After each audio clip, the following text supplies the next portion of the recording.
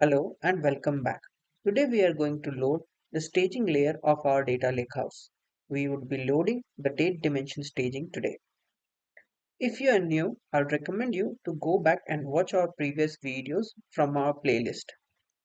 As you can see on my screen, we have the Delta Lake landing table from which we will read the incremental data as a first step. On the second step, we will dedupe the data based on the natural key. The third step is to cast all the data to proper data types and do all the necessary calculations required. Fourth is the important step to write the data into the staging layer in overwrite mode. Fifth, we will insert the execution status into the job control table. And on the sixth step, as usual, we will generate the symlink manifest file for Athena. As you can see, we have configured the run date as 2022-0101, which is the full load run date for our session. This is the date staging IPython notebook that we will use to load data into the date staging layer. We'll start by running each of the cell one by one. First, we'll import all the required libraries. As you can see, we are also importing the required utility functions that we discussed in our previous session. As a part of job parameter, the run date we are reading from the runconfig.txt. Our schema is edwstg, the date table is dimDateStg, and we are reading the landing table edwld dimDateLD. Let's generate the Spark session. Our Spark session is generated. Now let's set the required Spark configs.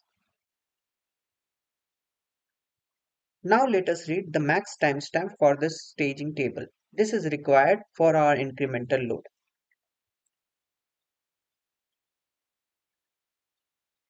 As you can see, the max timestamp for this staging table is the default load date. Since we do not have any entry for this staging table yet, because this is our first full load. Now, if we read the data based on the insert date greater than this load date, we will read all the data that is present in the landing table because this is our full load.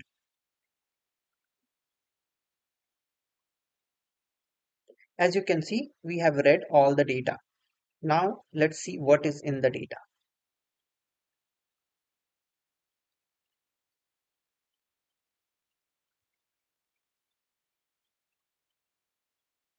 This is the staging data that we have already written in our previous session. Now let's dedupe the data based on the natural key, which is date, and we will give precedence based on insert date. After the dedupe, we have around 729 records, which is same to the count that we have in our landing layer. So we do not have any duplication based on our natural key, which is date. Now let us cast the data as the proper data types that is required and add the mandatory audit columns like insert date and update date to the data. Here is the data after casting to proper data types. Let's see the data before we write it into the final layer.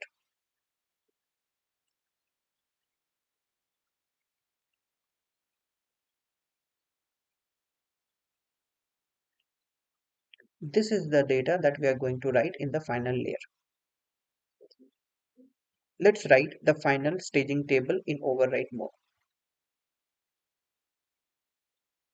The data is written to the staging table. Let's switch back to AWS to verify. Let's refresh our edw underscore staging db. We can see the dim dates stg table created. Let's verify the data. Yes, the data is present. Let's insert the execution status inside the job control table. Okay, now we can verify the same. Okay, our job execution is inserted properly.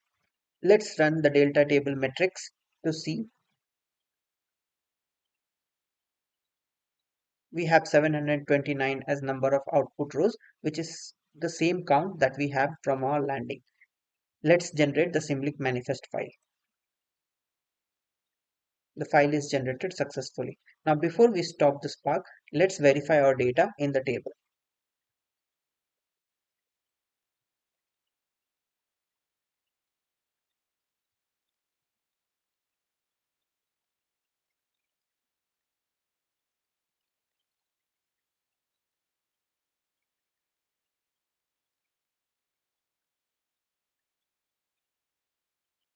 Okay, the data is written properly into the staging table. Now we can go ahead and stop the Spark. Today we completed the date staging load. In the further session, we will complete the date dimension load and will look upon further more dimension and facts that will load as part of this session. Keep growing, keep learning, keep sharing.